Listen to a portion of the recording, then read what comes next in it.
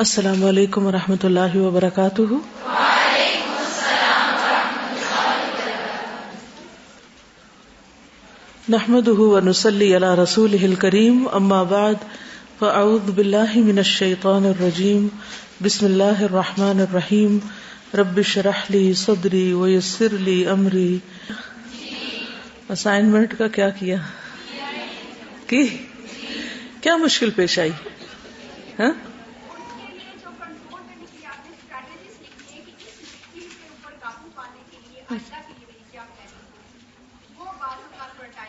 ٹھیک ہے، وہ ابھی سوچتے رہیے، ابھی ہفتہ ہے پورا آپ کے پاس سوچنے کے لیے، ابھی ایک ہفتہ یہ آپ کے ساتھ ہی رہے گی اسائنمنٹ، پھر نیکسٹ ویک دوبارہ اس کو بھریں گے اور اس میں دیکھیں گے کہ جن مشکلات کے حل کے بارے میں آپ نے سوچا کچھ حل نکلا بھی یا نہیں نکلا، تبھی آپ اپنے اوپر خود ورک کریں گے، اس کے بعد پھر آپ یہ سبمٹ کرا دیں گے انشاءاللہ۔ آزاد نفس، آزاد منش، طبیعت کو کنٹرول میں لانا مشکل لگ رہا تھا، اور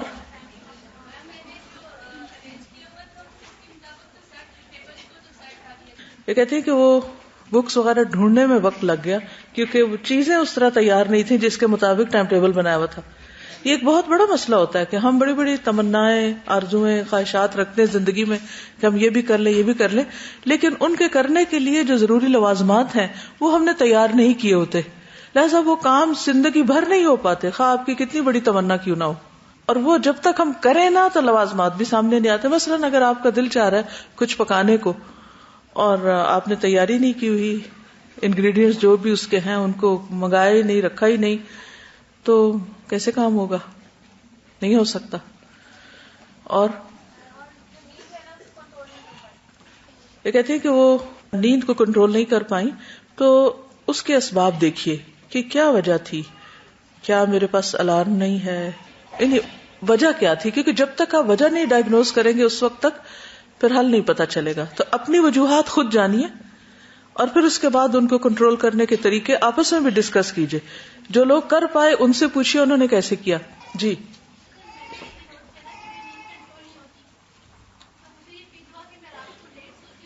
جی ہاں، رات کو دیر سے سوئے اس لیے صبح نہیں اٹھ پائے، تو رات کو کیوں دیر سے سوئے؟ کیا واقعی کوئی بہت پروڈکٹیو کام تھا، یا بس ایسے ہی عادتاً کیونکہ عادت ہی نہیں سونے کی تو سونے کی کوشش ہی نہیں کی، یا پھر نیند آئی نہیں کیونکہ عادتیں بدلنا ٹائم بھی لیتا ہے، مگر اسی لیے ایک ہفتہ آپ کو اور دیا جا رہا ہے۔ جی ٹائم انٹرول جو دیا گیا تھا وہ 30 منٹ تھا، جی، تو آدھا گھنٹہ ایسے گزر رہا تھا، لگ رہا تھا کہ اس باکس میں کچھ بھی نہیں ڈالا اور وہ گزر گیا۔ کہتے کہ ٹائم انٹرول آدھے گھنٹے کا جو دیا گیا تھا تو آدھا گھنٹہ یوں ہی گزر رہا تھا اور لگتا تھا کچھ نہیں کیا۔ اصل میں دیکھا جائے تو زندگی تو لمحہ لمحہ آگے بڑھ رہی ہے، تو 1 گھنٹے کا پہلے ارادہ تھا کہ 1 گھنٹے کا کیا جائے، لیکن پھر اس کو تھوڑا سا اور سپلٹ کر دیا کہ میں بھی آپ لوگ تھوڑے تھوڑے کام کرتے ہوں، لمبے چنک میں آپ کام نہیں کرتے ہوں تو پتہ چل جائے گا۔ کچھ کام جو ہے لمبے ہوتے ہیں، آدھے گھنٹے سے بھی لمبے، تو کوئی بات نہیں، اگر کچھ کام آدھے گھنٹے سے زیادہ کے، 1 گھنٹے کے ہیں، 2 گھنٹے کے ہیں، 3 کے، تو ان کو آپ کمبائن بھی کر سکتے ہیں، پھر ان کو ملا سکتے ہیں۔ اور کیا مشکل پیش آئی؟ جی بالکل، سنڈے فیملی ٹائم ہے تو اپنے آپ کو ٹائم دیتے دیتے باقی کچھ نہیں رہا۔ یہ بہت امپورٹنٹ بات آپ نے کی، واقعی فیملی ٹائم ہے اور ہم بھی فیملی کا حصہ ہیں، اگر ہم ان کو ٹائم دے رہے ہیں تو وہ ہمیں دے رہے ہیں، اس میں دونوں طرف ہی فائدہ اٹھاتے ہیں۔ لیکن اس ٹائم کو دینے کے دوران آپ کس طرح پروڈکٹیو ہو سکتے ہیں؟ آپ اس کو بھی اگر پلان کر لیں گے نا، ایک تو ہے کہ بس ان کے پاس بیٹھے ہوئے وہ کچھ بھی نہیں کر رہے، وہ آپ کے پاس بیٹھے ہیں، آپ ان کے پاس بیٹھے ہوئے، نہ کوئی ڈھنگ کی بات ہو رہی ہے، نہ کوئی کام کی بات، نہ کوئی مل کے کوئی کام کر رہے ہیں، تو یہ کس قسم کا ٹائم دینا ہے؟ اصل چیز ہے کوالٹی ٹائم دینا کہ جس میں آپ واقعی ایکٹیولی کچھ کر رہے ہوں۔ اب وہ کیا کچھ کر سکتے ہیں وہ آپ کو جاننے کی ضرورت ہے، تاکہ آپ اکٹھے ٹائم بھی گزاریں اور اس کے ساتھ آپ واقعی کچھ ان کو فائدہ پہنچا رہے ہوں یا ان سے فائدہ حاصل کر رہے ہوں۔ ورنہ صرف اپنی پریزنس شو کرنا یہ فیملی ٹائم نہیں ہوتا کہ I am there and you are not there. اور ہر گھنٹے یا آدھے گھنٹے بعد اپنے آپ کو چیک کرتے رہنا، اپنا محاسبہ کرتے رہنا کہ اس کو کتنا پروڈکٹیو گزارے اور اس وقت میں جو کرنے کا کام ہے وہ میں نے کیا یا نہیں۔ مثلا اگر نماز کا وقت ہے تو اس وقت میں نے نماز پڑھی یا نہیں۔ فار ایگزامپل اول وقت میں نمازوں کا جو اجر و ثواب ہے اور اس پر جو بخشش اور مغفرت کا وعدہ ہے وہ تاخیر سے پڑھنے پر نہیں ہے. اس ٹائم ٹیبل سے ایک فائدہ یہ ہوتا ہے کہ انسان چیک کر سکتا ہے کہ میں نے اذان کے پہلے آدھے گھنٹے میں نماز پڑھ لی یا نہیں. اگر مجھے اس میں پڑھنے کی عادت نہیں تو میں کہاں کھڑی ہوں.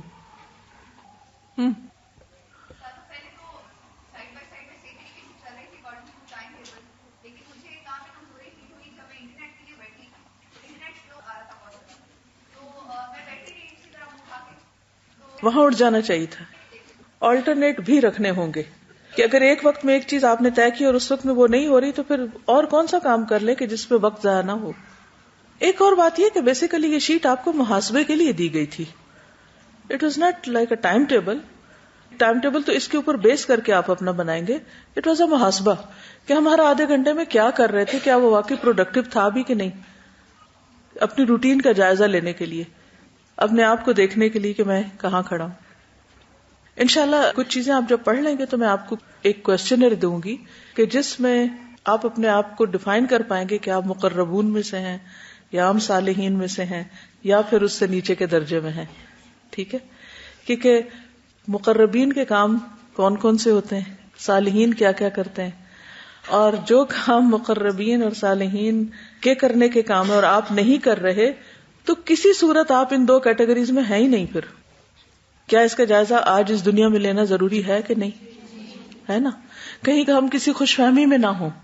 اس کے لیے اپنے آپ کو کچھ سوالوں کا جواب دینا ہوگا کہ ایک دن میں آپ نے کیا کیا کام کیے, اور 7 days تک اگر آپ وہ کام کر لیں تو انشاءاللہ اس کے بعد پھر آپ اینالائز کرنے کے بعد آگے بڑھ سکتے ہیں انشاءاللہ.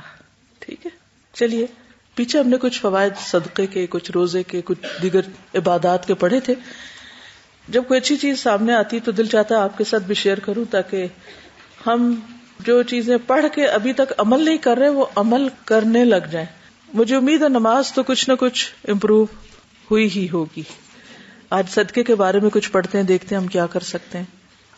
سعودی عرب میں ایک مصری عالم نے صدقہ کی عظمت اور فضیلت پر ایک دل نشین لیکچر ارشاد فرمایا. انہوں نے دوران گفتگو احادیث مبارکہ کے حوالے سے ذکر کیا کہ صدقہ بلاؤں, مصیبتوں اور بیماریوں سے نجات پانے کا بہترین آزمودہ نسخہ ہے. مصری عالم کی گفتگو کے دوران ایک مصری آدمی ہی کھڑا ہوا اور اس نے کہا کہ واقعی آپ کی بات مبنی بر حقیقت ہے. میں نے خود تجربہ کیا ہے کہ صدقہ انسان کو مصائب و آلام اور موذی امراض سے بچاؤ کا ذریعہ بن جاتا ہے. اس شخص نے اپنا واقعہ بیان کرتے ہوئے کہا کہ میں دل کے مرض میں مبتلا تھا, یعنی ہارٹ ڈیزیز تھی, اور میرا مرض انتہائی نازک صورتحال اختیار کر چکا تھا. مجھے 2 دفعہ ہارٹ اٹیک ہو چکا تھا. مقامی ڈاکٹروں نے میری زندگی اور موت کے درمیان ایک لکیر سے کھینچ دی. مجھے اپنی موت کے آثار نظر آنے شروع ہو گئے. میں نے آخری چارے کے طور پر امریکہ کا رخ کیا اور وہاں ماہرین نے امراض دل سے رجوع کیا. ان کے علاج سے مجھے کچھ افاقہ ضرور ہوا مگر موت کے سائے ختم نہ ہوئے. پھر ہر 3 مہینے بعد امریکہ جانا میرا معمول بن گیا. ادویات کے سہارے میری زندگی کی سانس چل رہی تھی. ایک دن ایک عجیب واقعہ رونما ہوا. میں گوشت خریدنے کے لیے قصاب کی دکان پر گیا. وہاں ایک پردہ نشین خاتون کھڑی تھی. قصاب جب گوشت بناتے ہوئے فالتو چربی, چچھڑے وغیرہ نیچے پھینکتا تو اگر اس کے ساتھ معمولی سا گوشت چپکا رہ جاتا تو وہ عورت لپک کر اسے اٹھا کر اپنے بیگ میں ڈال لیتی. میں کافی دیر تک یہ منظر دیکھتا رہا. بالآخر میں نے اس عورت سے پوچھ ہی لیا کہ بہن یہ کیا ماجرا ہے, یعنی تم یہ چن رہی ہو. خاتون نے بتانے سے انکار کر دیا. جب میرا اصرار بڑھا تو اس نے چھلکتی آنکھوں سے بتایا کہ میرے گھر میں 7 ماہ سے گوشت نہیں پکا. حالات نے اس موڑ پہ لا کھڑا کیا ہے کہ زندگی کی گاڑی بمشکل حرکت میں ہے. آج میرے چھوٹے چھوٹے بچوں نے ضد کی کہ ہمیں گوشت پکا کر کھلاؤ. میں گوشت خریدنے کی طاقت نہیں رکھتی, اس لیے قصاب کی دکان سے فالتو چربی وغیرہ سے لگے ہوئے گوشت کے ٹکڑے جمع کر رہی ہوں کہ انہی کا شوربہ بنا کر اپنے بچوں کی خواہش پوری کر دوں. اس درد بھری کہانی سن کر میرے رونگٹے کھڑے ہو گئے. میری آنکھوں سے آنسو چھلک پڑے. میں نے قصاب سے کہا, بہن جب چاہے جتنا چاہے گوشت خرید لے, آئندہ اس کی قیمت میں ادا کیا کروں گا. اور خاتون سے کہا کہ ایک بھائی کی طرف سے یہ ہدیہ قبول کیجیے. اس کے بعد میں اپنے گھر آ گیا. میرے دل کو اتنی خوشی, راحت اور مسرت ملی کہ اس کے اثرات میرے چہرے پر بلکہ پورے بدن پر عیاں تھے. مجھے خوش دیکھ کر میرے بچوں نے بڑی محبت سے پوچھا ابا جان آج کیا ماجرا ہے؟ آپ کے چہرے پہ تو ہمیشہ فکر سایہ کیا رکھتا ہے لیکن آج آپ بہت خوش نظر آ رہے ہیں. مناسب اور مختصر سے الفاظ میں انہیں اپنے ساتھ پیش آنے والے واقعے سے میں نے آگاہ کیا اور اللہ کے حضور سربسجود ہو گیا کہ اللہ نے مجھے ایک حقیقی خدمت کا موقع دیا. اس کے نتیجے میں مجھے اطمینان قلب کی دولت سے مالا مال کر دیا. کچھ عرصے بعد میں حسب معمول امریکہ گیا تو میرے معالج میری ٹیسٹ رپورٹس دیکھ کر حیران رہ گئے کہ یہاں مرض دل کے ہاتھوں موت کے منہ تک پہنچنے والا شخص بالکل نارمل ہو چکا تھا، جیسے اسے کبھی یہ مرض ہوا ہی نہیں. انہوں نے مجھے پوچھنا شروع کر دیا کہ تم نے کون سا نسخہ اختیار کیا، کہاں سے علاج کرایا؟ میں نے انہیں بتایا کہ کسی عام ڈاکٹر اور معالج کا نسخہ نہیں بلکہ رسول اکرم صلی اللہ علیہ وسلم کا بتایا ہوا نسخہ ہے کہ صدقہ بلاؤں کو ٹال دیتا ہے. یہ کہتی ہیں کہ ان کی بہن کی کولیگ ہیں، ان کی سسٹر کا یہ واقعہ ہے کہ ان کو ایک ایسی بیماری لاحق ہوئی کہ جس میں ریڈ سیلز نہیں بن رہے تھے، تو ڈاکٹر نے کہا اس کا کوئی علاج نہیں ہے. تو انہوں نے سوچا کہ مزید علاج کے لیے چوڑیاں وغیرہ بیچی جائیں، تو انہوں نے کہا کہ علاج کی بجائے اگر اس پیسے کو ہم صدقہ کر دیتے ہیں تو الحمدللہ کچھ عرصے کے بعد رپورٹس بہتر آنا شروع ہو گئی. کسی کی ہیلپ کرتے ہیں تو باڈی میں سے ایسے ہارمونز ریلیز ہوتے ہیں جو کہ انسان کو خوشی دیتے ہیں، یہ سائنٹیفکلی پرووڈ ہے.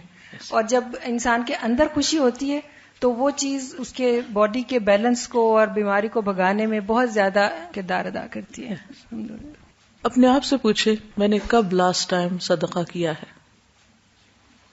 ہم سب اپنا اپنا محاسبہ کریں کیونکہ یہ ہمارا اور اللہ کا معاملہ ہوتا ہے نا، کسی کو بتا کے تو نہیں کرنا.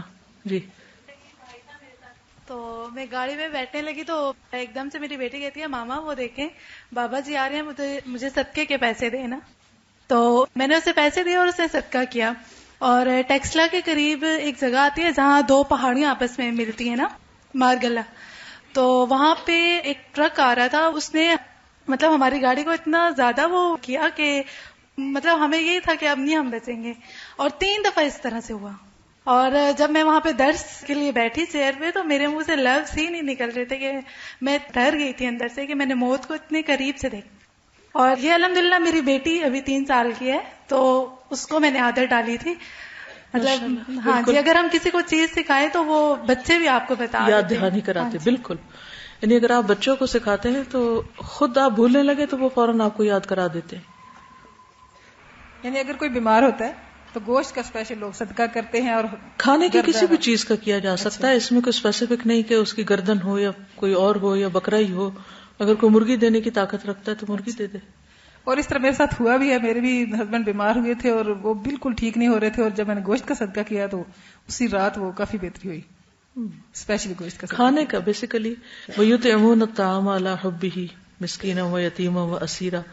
تو کھانا کھلانا جو ہے وہ جنت میں لے جانے والے کاموں میں سے، تو کھانے کا صدقہ واقعی بہت فائدہ مند ہے. اور پھر لوگ جو کہتے ہیں کہ باہر پھینک دیتے ہیں کہ چڑیاں چڑیاں، یہ غلط ہے. انسان زیادہ مستحق ہے کھانے کے. پرندے تو اپنا رزق خود بھی چن لیتے ہیں. کسی نے ایک سوال کیا تھا کہ بعض اوقات ہم اچھا کام کرنا بھی چاہتے ہیں اور کوشش بھی کرتے ہیں لیکن وسوسے آتے رہتے ہیں اور بعض اوقات اس پہ کنٹرول نہیں کر پاتے اس بری عادت پر، تو کیا کیا جائے؟ اس کے بارے میں امام ابن تیمیہ کا ایک فتویٰ ہے. وہ کہتے ہیں کہ مومن پر جتنے بھی کفر اور نفاق کی نوع کے وسوسے اور خیالات وارد ہوں، کفر نفاق، چلے کفر نہیں لیکن نفاق سے متعلق بہت سی چیزیں جس میں دھوکہ، خیانت، جھوٹ اور گالی گلوچ، فحش زبان استعمال کرنا، کیونکہ شیطان ہر دم انسان کو بھڑکاتا رہتا ہے کہ اچھا فلاں نے تم یہ کہا تو تم یہ کہہ دو، تم ایسا کر لو، اس نے تمہیں دھوکہ دے دیا تم بھی دے دو. اور انسان کو یہ بھول جاتا ہے کہ نہیں، نبی صلی اللہ علیہ وسلم فرمایا کہ لا تخن من خانک، جس نے تمہارے ساتھ خیانت کی تم اس کی خیانت مت کرو. تو اس قسم کے کوئی بھی جو خیالات وارد ہوں اور وہ اس پر اپنی ناگواری محسوس کرنے اور انہیں اپنے قلب سے نکال کر باہر کرنے کے وتیرے پہ قائم رہے کہ نہیں مجھے نہیں کرنا، ویسے ویسے اس کے ایمان اور یقین میں ترقی ہوتی ہے. یعنی وسوسوں کا انکار کرنے یا ان کو برا سمجھنے سے بھی ایمان بڑھتا ہے. اسی طرح جتنے بھی اس کے نفس میں گناہ اور بدی کے خیالات آئیں برے خیالات آئیں، گناہ یا کوئی بے حیائی کا کام یا کوئی بھی ایسی چیز، مگر وہ ان پر اپنی ناگواری برقرار رکھے کہ نہیں یہ برا ہے، میں غلط سوچ رہا ہوں، یہ ٹھیک نہیں، اور ان کو دفع کرنے کی کوشش میں لگا رہے، اور خدا کی خاطر ان کو چھوڑ رکھنے کے عزم کی تجدید کرے کہ مجھے اس برائی سے چھٹکارا پانا ہی پانا ہے، میں نے اس کو چھوڑ دینا ہے، مجھے اسے چھوڑنا ہے، اور وہ دعا بھی کرے، کوشش بھی کرے، محاسبہ، مجاہدہ اور دعا مسلسل یہ کرتا رہے، اتنا ہی اس میں تقوی اور نیکی پروان چڑھتی ہے، اور اتنا ہی وہ شخص صالح بنتا جاتا ہے، یعنی اس کی نیکی میں اضافہ ہوتا جاتا ہے۔ تو اپنے آپ سے جھگڑنا، اپنی غلطی کو غلطی کہنا، اپنی غلطی سے بیزاری کا اظہار کرنا، چھٹکارا پانے کی کوشش کرنا، یہ سب مجاہدہ میں آتا ہے نا۔ اس سے انسان کے اندر تقوی پیدا ہوتا ہے۔ ہم دعا بھی مانگتے ہیں نا، وَنَعُوذُ بِاللَّهِ مِن شُرُورِ أَنفُسِنَا، ہمارے نفسوں کے شر سے اللہ ہمیں محفوظ رکھے۔ اسی طرح روزے کے فوائد کے بارے میں بات ہوئی تھی، تھوڑا سا تذکرہ کر کے میں آگے بڑھوں گی۔ کسی نے لکھا ہے کہ کل ہم نے روزے کے فوائد کے بارے میں پڑھا، آپ نے روزے اور صحت کے حوالے سے ذکر کیا کہ عموماً ہم صحت کے بارے میں جب سوچتے ہیں تو کچھ کھانے اور زیادہ یا اچھا کھانے کا خیال ذہن میں آتا ہے، جبکہ حقیقت یہ کہ بعض اوقات صحت بھوک میں مضمر ہوتی ہے۔ یہ دراصل ایک راز ہے، اگر کسی کو سمجھ آ جائے تو اس کی زندگی بہت آسان ہو جائے۔ بظاہر ہمیں کچھ اور لگتا ہے لیکن اندر کچھ اور چھپا ہوتا ہے، یعنی چیزیں وہ نہیں ہوتی جو اوپر سے نظر آ رہی ہوتی ہیں، جس کی ہمیں تلاش یا ضرورت ہوتی ہے وہ کہیں اور ملتا ہے۔ بعض اوقات ہم کسی چیز کو ایک جگہ ڈھونڈ رہے ہوتے ہیں لیکن وہ وہاں نہیں ہوتی، کہیں اور ہوتے ہیں، اور ہم غلط جگہ تلاش کر رہے ہوتے ہیں۔ اسی طرح کوئی بیمار یا کمزور ہو تو عموماً یہ سوچتے ہیں کہ اس میں خون کی کمی ہے، حالانکہ حجامہ میں شفا ہے۔ یہ لاغر پن اور کمزوری کا علاج ہے، اور اس میں کیا ہوتا ہے، حجامہ میں کیا کرتے ہیں، خون نکالتے ہیں، وہ تو پہلے ہی کمزور ہے لیکن اس خاص طریقے سے آپ نکالیں گے تو اس کو اللہ تعالیٰ صحت عطا کرے گا۔ ہم سمجھتے ہیں مال دینے سے ہم فقیر ہو جائیں گے، اللہ کے رسول صلی اللہ علیہ وسلم کے مطابق صدقہ دینے سے مال کم نہیں ہوتا بلکہ مال بڑھتا ہے۔ ہم سوچتے ہیں کسی سے اختلاف اور جھگڑے کی صورت میں اگر ہم دھیمے پڑ گئے یا ہم نے جواب نہ دیا تو اس میں ہماری بے عزتی ہے، حالانکہ رسول اللہ صلی اللہ علیہ وسلم نے فرمایا کہ جو تواضع اختیار کرے گا اللہ تعالیٰ اس کو عزت دے گا، بلندی عطا کرے گا۔ ہمارے پاس دنیا کا مال اسباب کم ہو تو ہمارے اندر شکوہ پیدا ہوتا ہے، حالانکہ اگر اللہ تعالیٰ کے حکم کے مطابق ہم شکر گزار ہوں تو نعمتیں بڑھنے لگتی ہیں۔ ہمارے نزدیک اپنی تنگ دستی اور غربت کا لوگوں کے سامنے اظہار کر کے سوال کے ذریعے فائدہ اٹھانا عقل مندی اور مال بڑھانے کا طریقہ سمجھا جاتا ہے، جبکہ اسلام کے مطابق اس سے فقر کا دروازہ کھل جاتا ہے۔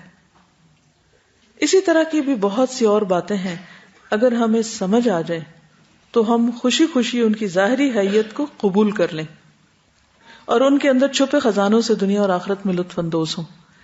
تو اصل خوشی کس میں ہے؟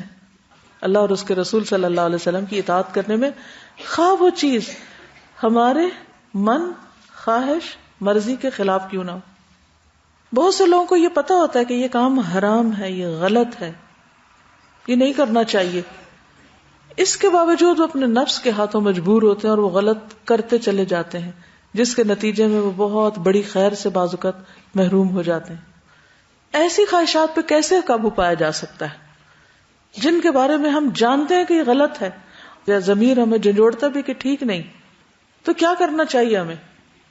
اپنی کسی ایسی بری عادت کے بارے میں سوچئے، پہلے بھی یہ ہوم ورک دیا گیا تھا، کہ جس سے آپ تنگ ہیں، جس کو آپ گناہ سمجھتے ہیں، خواہ وہ نگاہ کا گناہ ہے، چاہے وہ دل کا گناہ ہے، چاہے زبان کا ہے، چاہے وہ ہاتھ کا ہے۔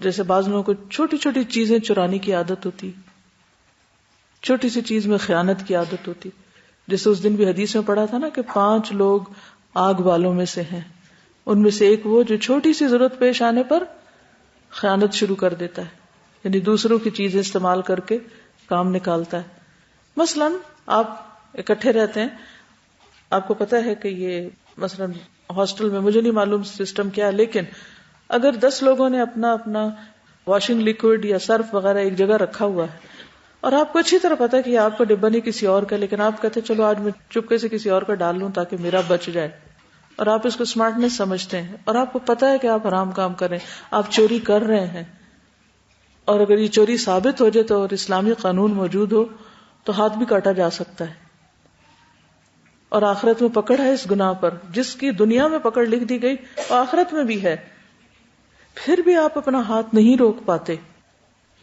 تو کیا کریں گے؟ آپ کو پتا ہے کہ کسی غیر مرد سے باتیں کرنا ہنس ہنس کے، یا دوستی کرنا، یا فون پہ باتیں کرنا، یا ٹیکسٹ کرنا، یا کوئی بھی ایسا طریقہ اختیار کرنا، یا کسی پبلک ٹرانسپورٹ پر سفر کرتے ہوئے بہت سے مردوں کو دیکھتے چلے جانا، جبکہ ایک مرد کو بھی اس طرح دیکھنا جو ہے وہ یعلم خائنۃ الاعین، اللہ تعالیٰ نگاہوں کی خیانت جانتا ہے، حرام کاموں میں سے ہے، نظر آ رہا ہے، پتہ چل رہا ہے، لیکن باز ہی نہیں آ رہے۔ تو اس کا علاج کیا ہے کہ جب پتہ ہے کہ ایک چیز منع ہے پھر بھی کیے چلے جا رہے ہیں، علاج کیا ہے؟ وہ مجاہدہ کیا ہوگا؟ وہ کیسے ہوگا؟ وہ کیوں ہوگا؟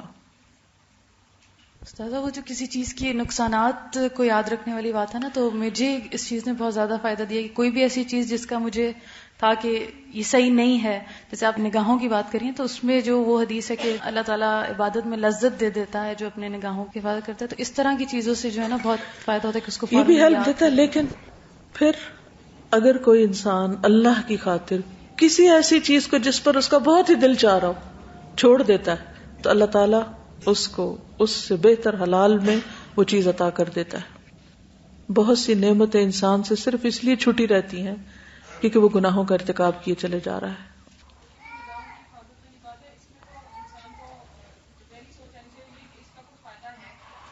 بالکل، یعنی اس کا اینڈ کیا ہے؟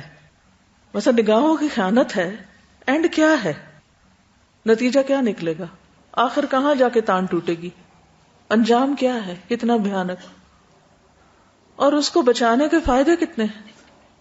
تو اصل بات پھر وہی ہے کہ خود اپنے نفس کے خلاف جانا ہوگا، اور اللہ کا ڈر ہی انسان کو پلٹا سکتا ہے کہ میرا علاج اسی میں ہے کہ میں اس سے روزہ رکھ لوں، چاہے نفس کتنی بھی اس کی ٹمپٹیشن ہو، پھر کنٹرول کر لوں۔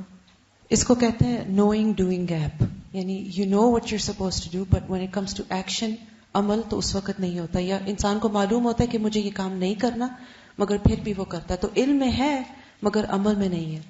تو اس کے لیے سب سے پہلے یہ چیز ہے کہ یو ہیو ٹو ایکنالج، یعنی اس کا اعتراف کرنا کہ مجھے یہ کام کرنا ہے یا مجھے یہ کام نہیں کرنا۔ تو ایکسپٹ یور مسٹیک، اپنی غلطی کو مانے، کیونکہ ہم کافی مرتبہ اپنی غلطی کو مانتے بھی نہیں ہیں، اس کی کافی تعویلات ہم نے کی ہوتی ہیں کہ نہیں میں اس لیے یہ کرتی ہوں کیونکہ یہ وجہ ہے، یا میں اس لیے یہ نہیں کرتی کیونکہ یہ وجہ ہے۔ تو سب سے پہلے تو ایکسپٹ کریں کہ آپ غلط کام کر رہے ہیں، اور اس کے بعد فرم انٹینشن والا تہیہ کر لیں کہ میں نے یہ نہیں کرنا، اپنے آپ سے وعدہ کریں، میک اپ یور مائنڈ، کیونکہ ہم اپنے نیت میں ہی کچے ہوتے ہیں نا، تو پھر عمل کیسے ہوگا؟ اور پھر دعا بھی کریں اور اپنے آپ کو پنش بھی کریں، ہولڈ یور سیلف اکاؤنٹیبل، کہ مثلا مجھے کسی نے ایک تو بتایا تھا کہ انہوں نے ایک اپنے آپ سے تہیہ کیا تھا کہ اگر میں نے یہ غلط کام کیا تو مجھے اتنے پیسے صدقہ دینے، تو جب غلط کام کیا تو انہوں نے صدقہ دیا، پھر جب دوبارہ کیا تو پھر صدقہ دیا، پھر کہا کہ یہ تو بہت مہنگا پڑ رہا ہے تو اس کو چھوڑنا ہی پڑے گا، تو پھر آہستہ آہستہ کر کے چھوٹ گیا غلط کام۔ ایک اور یہ ہے کہ مثلاً اگر صدقہ کے پیسے نہیں ہیں تو ذرا آگ جلا کے ہاتھ اس میں رکھیں، 5 منٹ تک ابلتے پانی میں انگلی ڈالیں، تو اگر دنیا میں نہیں ڈال سکتے تو پھر آخرت میں کیسے ڈالنی ہے؟ علم اپنی جگہ ہوتا ہے، لیکن اصل بات وہی ہے کہ جیسے جتنی بھی مثلا کھانے سے متعلق عادات ہیں، ہر عادت کا بھی ایک الگ وہ ہوتا ہے نا، کھانے سے متعلق عادات کو کنٹرول کرنے کے لیے روزہ ہے، ٹھیک ہے نا؟ تو اسی طرح مختلف جو برائیاں ہیں ان کو کنٹرول کرنے کے لیے مختلف ریمیڈیز ہوں گی۔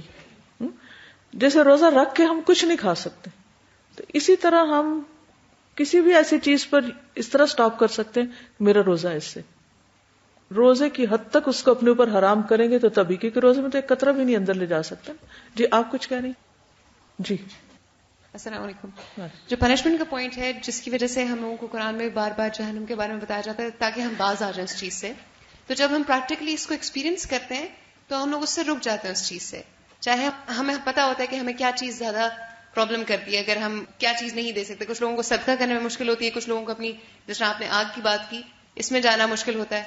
آئی نو اے پرسن جس نے جھوٹ چھوڑنا تھا, اس کو بہت پرابلم تھی. What the person did was کہ اگر اس نے کسی سے جھوٹ بول دیا, بہت بڑے جھوٹ نہیں, چھوٹے موٹے جس طرح آپ 2 کو 10 کہتے ہیں, تھنگز لائک دیٹ, تو جس سے جھوٹ بول دیا اسے جا کے جب اسے سچ بولنا پڑتا تھا تو it was really hard for that person. تو اس نے اس طرح سے اپنے آپ کو, مطلب اٹ واز اے پنشمنٹ, جو اس نے کہا تھا کہ اگر جھوٹ بولا تو اسے جا کے بتانا پڑے گا, تو اس میں آپ کا ڈیکرم آ جاتا ہے, آپ کی ریپیوٹ آ جاتی ہے, ایوری تھنگ. تو اس طرح سے it was an easy way کہ ہی از پنشنگ ہمسیلف, تو اس نے اپنے عادت چھوڑ لی. پھر میرے خیال ہے اینڈ اس پہ آتا ہے کہ ہر شخص کو یہ پتا ہوتا ہے کہ اس پر کیا چیز زیادہ کام کرتی ہے, کون سی چیز اس کو مدد دیتی. تو ہر ایک پھر اپنے آپ کو پہچانے. اس کے لیے کیا کرنا ہوگا آپ کو, اپنی گزشتہ ہسٹری کو خود دیکھیں کہ آپ کو مثلاً 1 سال پہلے کون سی بری عادت تھی یا اس سے پہلے کون سی تھی, پھر اب وہ الحمدللہ آپ کی زندگی سے نکل گئی, کیسے نکلی, کون سی چیز آپ کے لیے فائدہ مند ہوئی, کوئی انعام یا سزا یا جزا یا کسی کا سمجھانا یا کوئی کمپنی یا آلٹرنیٹ دینا. تو وہ کون سا طریقہ ہو سکتا ہے کہ جو کارآمد ہو, کیونکہ نکلنا تو ہے ہی اس چیز سے جو نقصان دہ ہے. جی آپ کچھ کہیں. استاذہ, عموماً آج کل جیسے ینگ جنریشن ہے اور وہ یہ سمجھتی ہے کہ دوستی کر لی یا SMS کر لیا یا تھوڑا سا مل لیا کسی تو کوئی برائی نہیں, اور افسوس یہ کہ بہت سارے لوگ بعض دفعہ قرآن پڑھنے کے باوجود اس برائی سے نہیں نکل پاتے. تو ایک چھوٹا سا واقعہ ہے, ایک لڑکی جب وہ اپنے زمانے میں, اب تو وہ خاتون ہے, ایسی کسی سے دوستی کی اور پھر دوستی میں ملاقاتیں بھی کی اور سب کچھ, اور وہ سمجھتی رہی کہ میرے خاوند کو نہیں پتا چلا تو اب کچھ بھی میرا نہیں بگڑے گا.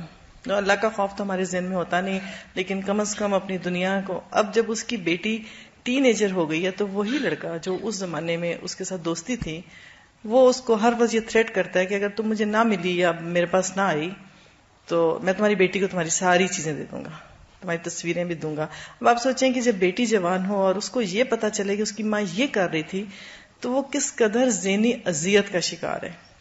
تو آپ لوگ سب یہ یاد رکھیں کہ کل کو آپ کی اولاد ہونی ہے نا, تو اگر ہم یہ کام کریں گے جو ہم نہیں چاہتے کہ ہماری اولاد کرے, تو کل کو ہماری اولاد کو کوئی بتائے کہ تمہاری ماں ایسی تھی. تو ابھی بھی کچھ لڑکیاں ایسی ہیں جو قرآن پڑھنے کے باوجود کہتی ہیں کہ ہم یہ دوستی نہیں چھوڑیں گے. تو یہ ایک بہت بڑا المیہ ہے ہمارا. ہم اللہ کا خوف تو نہیں رکھتے قرآن کے باوجود, لیکن چلیں کم از کم اولاد کا ہی خوف ہو جائے. یعنی دنیا کی ذلت اور رسوائی, اور اگر یہ یقین ہو جائے نا کہ جو بیج ڈالیں گے اس نے کچھ نہ کچھ نکلنا ہی ہے, کانٹے بوئیں گے تو کانٹے ہی نکلیں گے, وہ سامنے آنا ہی ہے, آج نہیں تو کل. تو بعض اوقات خوف بہت سی چیزوں سے انسان کو روک دیتا ہے. یعنی اگر آپ کو پتا ہو کہ آپ کسی دروازے سے داخل ہو رہے ہیں اور جس بھی چیز سے آپ ڈرتے ہیں, جیسے کاکروچ سے یا چھپکلی سے, یا تو آپ کیا کرتے ہیں پھر؟ تو اس درجے کا اگر خوف ہی آ جائے کسی چیز سے تو وہ بھی چیز انسان کو اس برائی سے روکنے میں کارآمد ہو سکتی. لیکن پھر وہی بات ہے کہ انسان اپنا جائزہ لیتا رہے. جی, یہ جو بات ابھی کی اس پہ مجھے بالکل سچی بات ہے. یہ ایک خاتون بڑی ینگ, ماں باپ کی ایک ہی بیٹی اور بہت لاڈلی اور بڑی خوبصورت اور بہت ریسپیکٹیبل خاندان سے.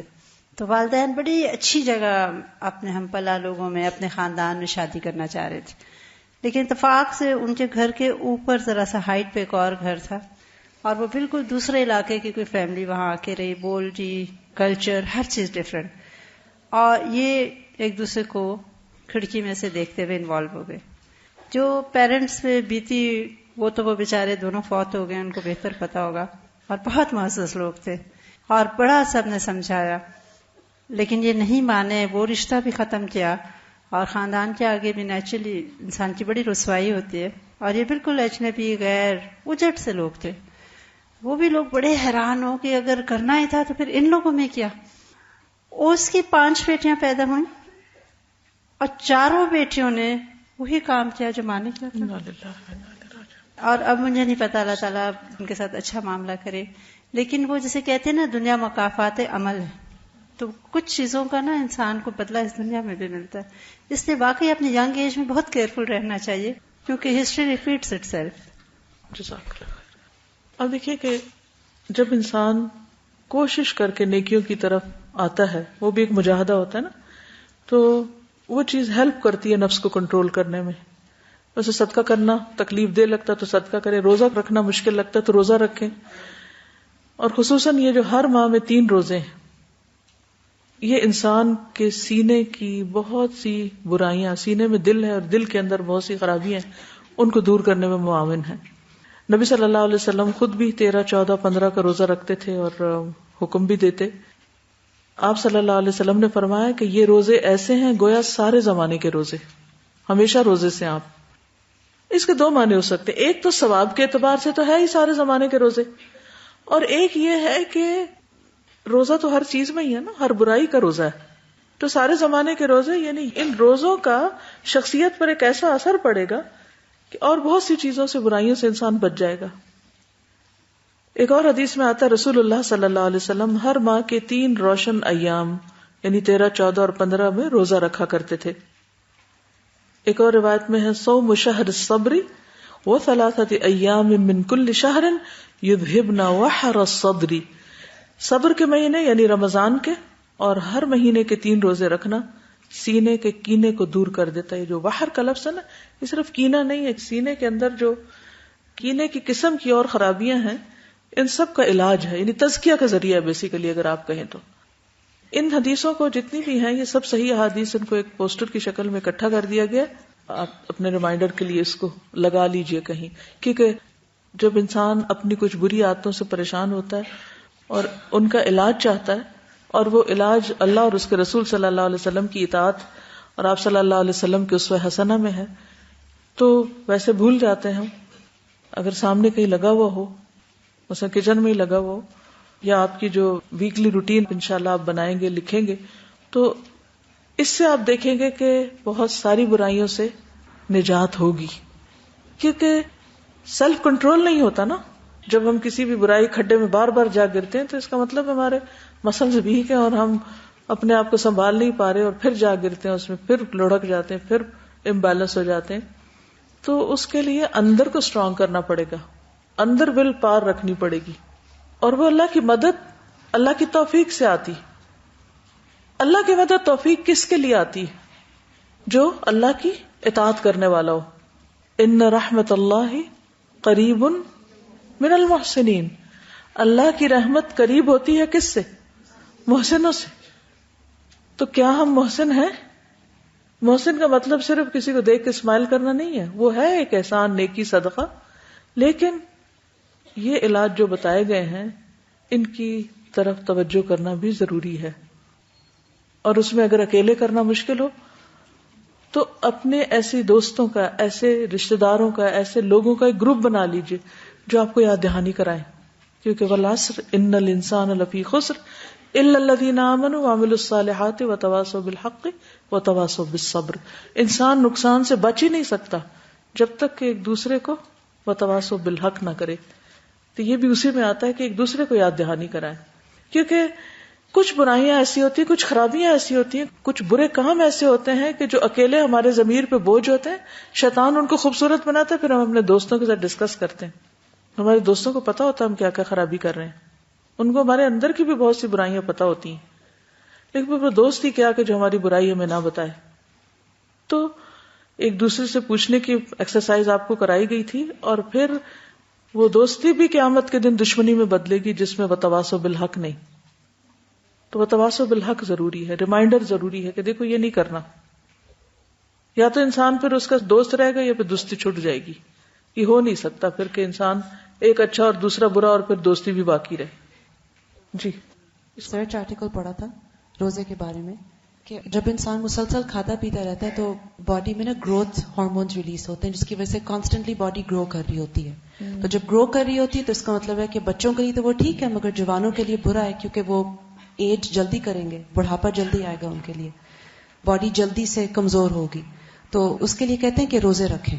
This was a research article that I read on BBC. تو اس میں کہا تھا کہ فاسٹ ریگولرلی تاکہ آپ کی باڈی جو ہے نا وہ مینٹیننس موڈ پہ چلی جائے، تاکہ آپ جوان اور ہیلتھی لانگر رہیں، زیادہ عرصہ جوان رہیں گے. تو اس کا دیکھا جائے تو فزیکل باڈی پہ بھی افیکٹ ہوتا ہے اور اسپرچولی بھی افیکٹ ہوتا ہے. اللہ تعالیٰ قرآن میں کہتے ہیں کہ کتب علیکم الصیام، اس لیے تاکہ لعلکم تتقون. تو دونوں فائدے ہیں اس کے لیے. صحیح. چلیے آگے چلیں، کچھ پڑھ بھی لیتے ہیں. تاکہ سبجیکٹ مکمل ہو سکے. تو نیکسٹ چیپٹر جسمانی صحت. بسم اللہ الرحمن الرحیم. تو میری زندگی کس کے لیے ہے؟ کوئی اور اس میں شریک نہیں. میرا اپنا نفس بھی اس میں شریک نہیں، کیونکہ زمین پر بدترین معبود جس کی پوجا کی جاتی ہے وہ انسان کا اپنا نفس ہوتا ہے. اس کے لیے مجھے کیا کرنا ہے؟ اللہ کی اطاعت. انا اول المسلمین، فرما بردار بننا ہے. تبھی میری زندگی میرے رب کے لیے ہوگی. تو یہ ہے ہمارا ٹارگٹ کہ اپنی زندگی کو اپنے رب کے لیے کرنا ہے. رب نے مجھے کس لیے پیدا کیا؟ اپنی عبادت کے لیے. عبادت کب بہتر ہو سکتی ہے؟ جب صحت ہوگی، جسمانی صحت، روحانی صحت، ذہنی صحت، جذباتی صحت، معاشرتی تعلقات کی بہتری. جسمانی صحت بھی ہم نے کیوں اختیار کرنی؟ تاکہ ہم دوڑ سکیں اللہ کے رستے میں. اللہ سبحانہ و تعالیٰ کے نزدیک مال اور اولاد سے زیادہ کیا بہتر ہے؟ علم اور جسم. قال ان اللہ اصطفاہ علیکم وزادہ بسطۃ فی العلم والجسم، سورۃ البقرہ 247. ان کے نبی سموئیل نے کہا، سورۃ البقرہ میں واقعہ آتا ہے کہ اللہ نے اس طالوت کو تم پر چن لیا ہے، تمہارا لیڈر بنایا ہے، اور اسے علم اور جسم میں فراخی عطا کی. تو جسمانی قوت اور جسمانی صحت کام کرنے کے لیے، عبادت کے لیے اور دوسروں کی خدمت کے لیے، اچھے تعلقات کے لیے ضروری ہے. اور اس کے ساتھ ساتھ علم اس کو زینت بخشتا ہے، رونق بخشتا ہے، وہ رستہ دیتا ہے پھر اس قوت کو چینلائز کرنے میں. حدیث میں آتا ہے المؤمن القوی خیر واحب الی اللہ من المؤمن الضعیف. طاقتور مومن اللہ کے نزدیک کمزور مومن سے زیادہ بہتر اور محبوب ہے. مریض اور کمزور جسم والے انسان کی زندگی بے رونق اور حسرت یاس کا نمونہ ہوتی، جبکہ صحت مند اور مضبوط جسم والا انسان زندگی کے ولولوں، امنگوں اور پرمسرت لمحوں سے بھرپور فائدہ اٹھاتا ہے. مومن کے لیے طاقتور ہونا ضروری اور پسندیدہ سمجھا گیا ہے تاکہ وہ زندگی میں ہر وقت مجاہدانہ کارکردگی کے لیے خود کو تیار رکھ سکے اور دینی فرائض کی ادائیگی کی خاطر اپنی جسمانی قوتوں کو غیر ضروری اور بے مقصد مشغلوں میں ضائع نہ کرے. سیدنا ابو ہریرہ سے روایت ہے کہ رسول اللہ صلی اللہ علیہ وسلم نے فرمایا، بہترین زندگی اس شخص کی زندگی ہے جو اپنے گھوڑے کی باگیں تھامے اس کی پشت پر بیٹھ کر اللہ کی راہ میں محو پرواز ہوتا ہے. جہاں کسی خوف و خطرے کی خبر سنتا ہے تو موت اور شہادت کو اس کے مقام پر تلاش کرنے کو لپکتا ہے. یعنی رسک لیتا ہے، لائف میں آگے بڑھتا ہے. آرام دہ زندگی اور صرف عیش و عشرت کا متلاشی نہیں ہوتا بلکہ کام کرنے کے لیے دوڑتا ہے. اب یہ چاہے گھوڑے کی باغ ہو یا گاڑی کا سٹیئرنگ ہو یا کوئی بھی چیز جس پر آپ بیٹھ کر اللہ کے راستے میں ہر رسک لیتے ہوئے آگے بڑھتے چلے جائیں، جو بھی جس کو میسر ہو. اسی طرح عورتوں کے لیے شوہر کی جائز کاموں میں اطاعت، رضامندی کی تلاش، موافقت کی کوشش، گھر کی دیکھ بھال، بچوں کی دینی خطوط پر پرورش کے لیے مستعد رہنا پسندیدہ قرار دیا گیا ہے. تو سب سے پہلی چیز جو صحت مند رہنے کے لیے ضروری ہے وہ کیا ہے؟ صفائی. ابتدائی دور کی وحی میں اللہ سبحانہ وتعالی نے فرمایا سورۃ المدثر وَثِيَابَكَ فَطَهِّرْ وَالرُّجْزَ فَاهْجُرْ، اور اپنے کپڑے پاک رکھو اور گندگی کو چھوڑ دو. گویا اسلام کا پہلا سبق ہے صفائی. رسول اللہ صلی اللہ علیہ وسلم نے فرمایا الطہور شطر الایمان، پاکیزگی ایمان کا حصہ ہے. صفائی نصف ایمان ہے عام طور پر کہا جاتا ہے. جسم، لباس اور استعمال کی تمام اشیاء کی صفائی کا خیال رکھنا، غسل اور طہارت کا اہتمام کرنا، دن میں 5 بار وضو کرنا، مسواک کرنا، وضو میں سر کا مسح، انگلیوں اور داڑھی کا خلال وغیرہ، اور اس کے علاوہ دن میں مختلف کام کرتے وقت ہاتھوں کو دھوتے رہنا. کیونکہ بعض اوقات لوگ کچن کا کاؤنٹر صاف کرتے اور پتہ ہے کاؤنٹر گندا ہے، مکھیاں وغیرہ بیٹھی ہوئی تھی، ہو سکتا ہے رات کو کاکروچ بھی پھر گیا ہو، چوہا بھی کہیں آیا ہو. اسی کپڑے سے کاؤنٹر صاف کریں گے، ہاتھ دھوئے بغیر آٹا گوندنے لگیں گے. اس چیز کی بعض اوقات سینس ہی نہیں ہوتی کہ یہ ہاتھ گندے ہو گئے ہیں، بھئی ان کو دھو لو. اب یا جلدی سے کوئی برتن دھوئیں گے، اسپنج کو ایسے ہی گندا پھینک دیں گے. پھر اس میں خوب بیکٹیریا پلتے رہیں گے، پھر دوبارہ اسی سے گلاس دھو لیں گے، پھر اس میں پانی پی لیں گے. یا پھر یہ ہے کہ وہ کسی اور پھل وغیرہ کو ہاتھ لگا لیں گے، فریج کھول لیں گے. اب گندے ہاتھ سے جب آپ نے فریج کھولا اور پھر وہ گندگی کس پہ جا لگی؟ فریج کے ہینڈل پہ، اور پھر ہینڈل کھولنے کے بعد اسی سے ہی ہم اندر سے چیز نکال رہے ہیں یا رکھ رہے ہیں. یہ کیا کر رہے ہیں ہم؟ یہ بہت ساری چیزیں بیسک کامن سینس کی ہوتی ہیں جو صفائی ستھرائی سے متعلق ہوتی ہیں، لیکن اس کا شعور نہیں ہوتا. تو مومن جو ہوتا ہے وہ باشعور انسان ہوتا ہے، اس کے لیے کوئی لمبی چوڑی ٹریننگز کی ضرورت نہیں ہوتی. اس کے اندر سے اس کا ضمیر بولتا ہے، اس کی فطرت بتاتی ہے کہ یہ گندا ہے، اس کو صاف کرنا ہے. تو صفائی میں صرف جسم کی صفائی نہیں، آپ کے ماحول کی صفائی بھی ضروری ہے، کیونکہ اگر ماحول صاف نہیں ہوگا، آپ کے کام کرنے کا طریقہ صاف نہیں ہوگا، تو آپ کبھی بھی صاف نہیں رہ سکتے اور بیماریوں سے نہیں بچ سکتے. نبی کریم صلی اللہ علیہ وسلم نے فرمایا 5 صفات خصال فطرت میں سے ہیں. نمبر 1 ختنہ کرانا، نمبر 2 زیر ناف بال مڑنا، نمبر 3 بغل کے بال اکھیڑنا، یعنی وہاں مڑنے کی بات ہے یا اکھیڑنے کی بات ہے. نمبر 4 ناخن تراشنا، نمبر 5 مونچھیں کاٹنا یعنی کتروانا. رسول اللہ صلی اللہ علیہ وسلم نے فرمایا، ایک اور روایت میں ہے 10 باتیں فطرت میں سے، یعنی یہ روایت 5 کی ہے اور دوسری 10 کی. 10 کی صحیح مسلم کی ہے، یہ صحیح بخاری کی تھی. مونچھیں کترانا، داڑھی چھوڑنا، مسواک کرنا، ناک میں پانی چڑھانا اور صاف کرنا، یعنی ناک صرف اوپر سامنے نہیں بلکہ پیچھے تک صاف کرنا. ناخن کاٹنا، ہاتھ پاؤں دونوں کی. جوڑوں کا دھونا، براجم کا لفظ آتا ہے عربی میں. براجم ان حصوں کو کہتے ہیں جب لوگ بوڑھے ہو جاتے ہیں تو ان حصوں میں جھریاں وغیرہ پڑ جاتی، ان جھریوں کے اندر بھی میل پس جاتی. تو ہاتھ دھوتے وقت خاص طور پر اس طریقے سے دھونا کہ ان کے اندر کوئی چیز پھنسی ہوئی نہ رہ جائے. جوڑوں کا دھونا. بغلوں کے بال اکھیڑنا، زیر ناف بال مڑنا، استنجا کرنا اور کلی کرنا، یہ سارے فطرت کے خصال ہیں، یعنی انسان کے اندر ڈال دیے گئے. خود ہی اس کی طبیعت ان چیزوں سے گھن کھاتی ہے اگر ان میں سے کسی بھی چیز میں گندگی. اور دیکھیے کہ اگر جو لوگ اپنے جسم کے بال یا زائد بال صاف نہیں کرتے تو بہت سی گندگی وہاں جا کے پھنس جاتی ہے، باقی جسم سے نہاتے ہوئے بھی یا ویسے. اب اس کا نتیجہ کیا ہوتا ہے کہ اس میں اسمیل، سڑان پیدا ہو جاتی ہے. وہ گندگی کپڑوں کو لگتی ہے، وہ کپڑے پھر مزید بیماریوں کو جنم دینے کا ذریعہ بنتے ہیں. اس لیے اپنے آپ کو صاف رکھنا جو ہے وہ ضروری ہے. انس بن مالک فرماتے ہیں ہمارے لیے مونچھیں کترانے، ناخن کاٹنے، بغلوں کے بال اکھیڑنے اور زیر ناف بال موڑنے میں مدت مقرر کی گئی ہے کہ ہم 40 دن سے زیادہ نہ چھوڑیں. 6 weeks 40 days سے اوپر نہیں جانا چاہیے اس صفائی کو. اب انشاءاللہ ہم سر سے لے کے پاؤں تک مختلف اعضاء کے بارے میں جو ہمیں قرآن و سنت سے باتیں ملتی ہیں ان کا ذکر کریں گے. سب سے پہلے سر کی صفائی، بالوں کو صاف ستھرا رکھنا اور ان کی عزت کرنا. ابھی آپ اپنے ٹارگٹ سیٹ کرتے جائیں کہ آپ نے صفائی کے ضمن میں کیا کیا کام کرنے ہیں، اور پھر اپنے لیے مقرر کر لیں کہ کون سا کام کب کرنا ہے. ڈیلی کرنے والے کام کون سے ہیں، ویکلی کرنے والے کون سے ہیں، منتھلی کرنے والے کون سے ہیں، اور ان کے لیے ٹائم بلاک کر دیں.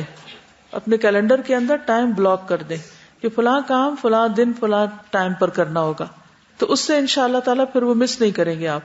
مثلا نیا سال شروع ہونے والا ہے اور سال کے جیسے 12 مہینوں کے بعض اوقات کیلنڈرز میں الگ الگ وہ چارٹ بنے ہوئے ہوتے ہیں، تو لکھنے کا بھی ہوتا ہے کئی کیلنڈرز میں. اگر لکھنے کا نہیں بھی تو آپ انسرکل بھی کر سکتے ہیں ڈفرنٹ کلر کے پین کے ساتھ. مثلا کہیں ریڈ کر دیں اور سائڈ پہ لکھ لیں کہ ریڈ کا مطلب یہ ہے، کہیں بلو کر دیں، کہیں گرین کر دیں، جو بھی طریقہ آپ کو سوٹ کرتا ہے، لیکن اپنے لیے آپ گول خود مقرر کر لیں. حدیث میں آتا ہے، جابر بن عبداللہ کہتے ہیں کہ رسول اللہ صلی اللہ علیہ وسلم ہمارے پاس تشریف لائے تو ایک آدمی کو دیکھا کہ پراگندہ حال اور بکھرے ہوئے بالوں کے ساتھ ہے. آپ نے فرمایا کیا یہ کوئی ایسی چیز نہیں پاتا جس سے اپنے بالوں کو اکٹھا کر لے؟ پھیلا کے بال رکھنا پسندیدہ نہیں. کیوں؟ مرد ہو یا عورتیں؟ مجھے تو لگتا ہے میرے خیالات ہی بکھرے ہوئے ہیں. بال بکھرے ہیں تو خیالات اور حالات سب بکھرے ہوئے. جی، بکھرے ہوئے بالوں سے بال کھانے میں لازمی طور پر اڑ کے گریں گے اور کچھ چیزیں اڑ کے ان میں جا پڑیں گی. پڑھتے ہوئے کام کرتے ہوئے کنسنٹریشن نہیں رہتی. بعض لوگ بار بار اپنے بالوں میں ہاتھ پھیرتے رہتے ہیں بات کرتے وقت مسلسل, وہ دوسروں کے لیے بھی اریٹیشن کا سبب بنتا ہے. رسول اللہ صلی اللہ علیہ وسلم نے فرمایا اکرم الشعر, بالوں کی عزت کرو, یعنی ان کی کیئر کرو, ان کا خیال رکھو. اب اگر اس حدیث کو سامنے رکھ کے آپ کنگھی کریں گے یا دھوئیں گے یا صاف ستھرا ان کو رکھیں گے یا اچھی طرح ان کو سیٹ کریں گے تو یہ کیا ہوگا؟ یہ بھی عبادت میں شمار ہوگا. سنن نبی داؤد کی روایت ہے, فرمایا من کان لہ شعر فلیکرمہ, جس کے بال ہوں وہ ان کی تکریم کرے, عزت کرے. رسول اللہ صلی اللہ علیہ وسلم نے فرمایا خریم اسدی بہترین آدمی ہے اگر اس کے پٹے یعنی سر کے بال لمبے نہ ہوں اور اپنے تہبند کو نہ لٹکائے. یہ بات خریم کو پہنچی تو اس نے جلدی سے چھری پکڑی اور اپنے بالوں کو کانوں تک کاٹ لیا اور اپنے تہبند کو آدھی پنڈلی سے اونچا کر لیا. یعنی اس نے دیر نہیں لگائی, فوراً ایکشن میں آ گئی. وہ کیا چیز تھی جو صحابہ کو اتنی جلدی عمل پہ ابھارتی اور ہمیں اثر ہی نہیں ہوتا. پھر ہے ہفتے میں ایک بار بالوں کو دھونا ہر مسلمان پہ لازم ہے. اب اپنے آپ کو چیک کرتے جائیے. رسول اللہ صلی اللہ علیہ وسلم نے فرمایا ہر مسلمان پر حق ہے کہ ہر 7 دن میں ایک دن غسل کرے, یعنی لازمی طور پر, جس میں اپنے سر اور بدن کو دھوئے. یہ میکسیمم لمٹ مقرر کر دی گئی, اس سے کم میں آپ چاہیں تو روز نہائیں. دھوتے وقت بالوں میں خوشبو ملا آمیزہ لگانا. آج کل تو شیمپو رنگ رنگ کے ملتے ہیں اور اس میں خوشبو والے صابن اور بہت سی چیزیں, لیکن اس دور میں تو ایسی کوئی فیسلٹی نہیں, ایسی کوئی انڈسٹری نہیں تھی. تو بھی کیا پسندیدہ ہے کہ بالوں میں خوشبو لگائی جائے. نبی صلی اللہ علیہ وسلم جب غسل جنابت کرنا چاہتے تو حلاب کی طرح کی چیز یعنی ایک قسم کی خوشبو منگاتے اور اسے اپنے ہاتھوں میں لے کر پہلے سر کے داہنے حصے سے ابتدا کرتے, پھر بائیں جانب لگاتے, پھر دونوں ہاتھ اپنے سر پر رگڑتے تھے, یعنی سر میں خوشبو لگاتے تھے. ایک عرصے تک جب شیمپو کا رواج نہیں تھا تو خوشبو والا تیل ملا کرتا تھا اور بہت سے لوگ خوشبو والا تیل لگاتے تھے, چمبیلی کا اور اس طرح مختلف. حضرت عائشہ فرماتی ہیں گویا کہ میں نبی صلی اللہ علیہ وسلم کی مانگ میں خوشبو کی چمک دیکھ رہی ہوں اس حال میں کہ آپ احرام باندھے ہوئے ہیں, یعنی احرام باندھنے سے پہلے خوشبو لگاتے تھے اور وہ خوشبو کی چمک نظر بھی آ رہی ہوتی تھی. کتنے لوگوں نے یہ بات پہلی دفعہ جانی ہے, یعنی اوور آل بالوں کے بارے میں اور خوشبو لگانا بالوں میں, اور کہ یہ مصنون عمل ہے. ہمیں پتہ نہیں ہے نا, تو اس لیے ہم اس کو صرف عادتاً کرتے ہیں. ٹھیک ہے عادتاً بھی آپ کرتے رہیں, لیکن اب جب آپ کریں تو مسکرا کے کریں کہ میں ایک سنت کو فالو کر رہی ہوں. اگر حالت احرام میں بھی ہو تو بھی بالوں کی حفاظت کرنا, ان میں کنگھی کرنا, ضرورت پڑنے پر انہیں دھونا جائز ہے, لیکن اس سے خوشبو نہیں لگائی جائے گی اور کاٹا نہیں جائے گا بس. عبداللہ بن عمر رضی اللہ عنہ بیان کرتے ہیں میں نے رسول اللہ صلی اللہ علیہ وسلم کو تلبیہ پکارتے ہوئے سنا جبکہ آپ اپنے سر کے بال جمائے ہوئے تھے, یعنی خوشبو کے ساتھ, یا تلبید اس کو کہتے ہیں نا کہ ان کو اکٹھا کیا ہوا تھا آپ نے. حجۃ الوداع میں ظہر اور عصر کے درمیان ہفتے کے دن نبی صلی اللہ علیہ وسلم کنگھی کرنے, تیل لگانے, ازار اور چادر پہننے کے بعد اپنے صحابہ کے ساتھ مدینہ سے نکلے. ٹھیک ہے, جب مدینہ سے نکلے تو آپ نے تیل لگایا ہوا تھا بالوں کو, کنگھی کی ہوئی تھی اور پراپر ڈریس اپ ہو کر نکلے تھے. پھر ذوالحلیفہ میں آ کر آپ نے احرام باندھا تھا. حضرت عائشہ فرماتی ہیں کہ میں مکہ آئی تو حیض کی کیفیت میں تھی. آپ نے فرمایا اپنا سر کھول لو, کنگھی کر لو, حج کا احرام باندھ لو اور عمرہ چھوڑ دو. حالت احرام میں حضرت عائشہ کو کیا فرمایا کہ کیا کرو, کنگھی کر لو. تو اس سے کیا پتہ چلتا ہے کہ حالت احرام میں کنگھی کی جا سکتی. ہاں یہ الگ بات ہے کہ اس طرح کھینچ کھینچ کے نہ کریں کہ بال توڑنا شروع کر دیں. بعض لوگ اپنے بالوں کی عزت نہیں کرتے, وہ اس بری طرح کھینچتے ہیں بالوں کو اور ایسے مار مار کے کنگھی وہ اس کو توڑ توڑ کے بال بناتے ہیں. تو یہ طریقہ ٹھیک نہیں ہے. بالوں کی تکریم کرنا ضروری ہے. حضرت اسماء بنت ابی بکر فرماتی ہیں ہم حالت احرام میں کنگھی کرتی تھیں. حضرت عائشہ فرماتی ہیں وہ نبی صلی اللہ علیہ وسلم کے ہمراہ روانہ ہوئی, انہوں نے اپنے سر کے بال گوند سے چپکا رکھے تھے, اب تو جل ملتی ہے نا. اور یہ ضماد انہوں نے احرام سے پہلے ہی چپکا رکھا تھا, پھر وہ غسل کرتی تو ضماد ان کے اوپر ہی ہوتا, یعنی وہ جس طرح کی گوند لگی ہوئی تھی وہ چپکا ہوا تھا. جب انہیں پسینہ آتا تو وہ غسل کر لیتی تھی, اور نبی صلی اللہ علیہ وسلم اس سے منع نہیں فرماتے تھے. تو اس سے بھی پتہ چلتا ہے کہ صفائی کا اہتمام اور اپنے بالوں کی حالت کو ٹھیک رکھنے کا اہتمام حالت احرام میں بھی, اور یعنی ہر حال میں. حالت احرام میں کئی پابندیاں ہوتی ہیں نا, تو اس سے یہ پتہ چلتا ہے کہ اس صفائی اور اس سلیقے کی اس حالت میں بھی پابندی نہیں ہے, اس کا خیال کرنا چاہیے. بالوں میں تیل لگانا بھی سنت ہے.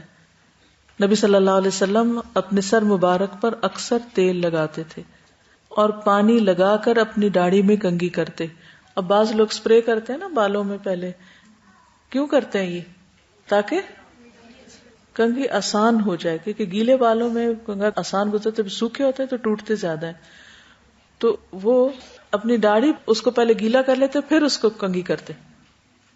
جابر بن سمرہ رضی اللہ عنہ سے نبی صلی اللہ علیہ وسلم کے بڑھاپے کے بارے میں پوچھا گیا تو انہوں نے کہا کہ جب آپ سر مبارک میں تیل لگاتے تو سفیدی دکھائی نہ دیتی تھی, اور جب تیل نہ لگاتے تو آپ کے سر مبارک سے کچھ سفیدی دکھائی دیتی تھی, چند بال سفید دکھائی دیتے تھے. جب تیل لگ جاتا تو وہ بھی چھپ جاتے تھے. بالوں کو جوؤں سے صاف رکھنا.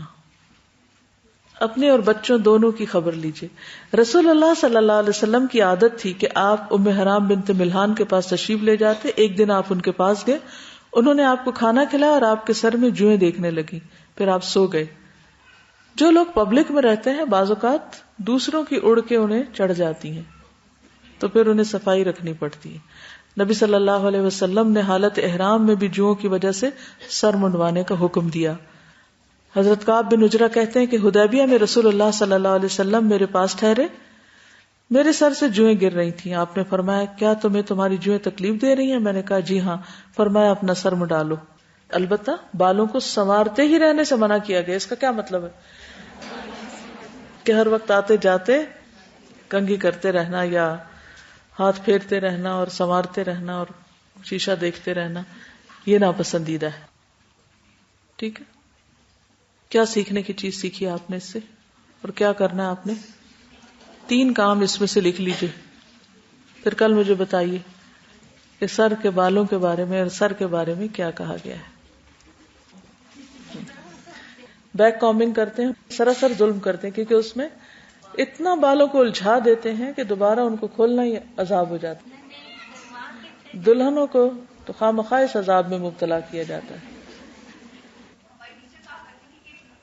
یہ کہتے ہیں کہ ان کی ٹیچر نے ان کو بتایا کہ کھلے بالوں والے لوگ یا لڑکیاں زیادہ غصہ کرتی ہیں یا زیادہ, وہ آبزرویشن تھی, پھر اس کے بعد کچھ اور مزید ریسرچ اس پہ انشاءاللہ مزید آپ دیکھیے. سبحانک اللہم و بحمدک اشہد ان لا الہ الا انت استغفرک و اتوب الیک. السلام علیکم و رحمۃ اللہ وبرکاتہ.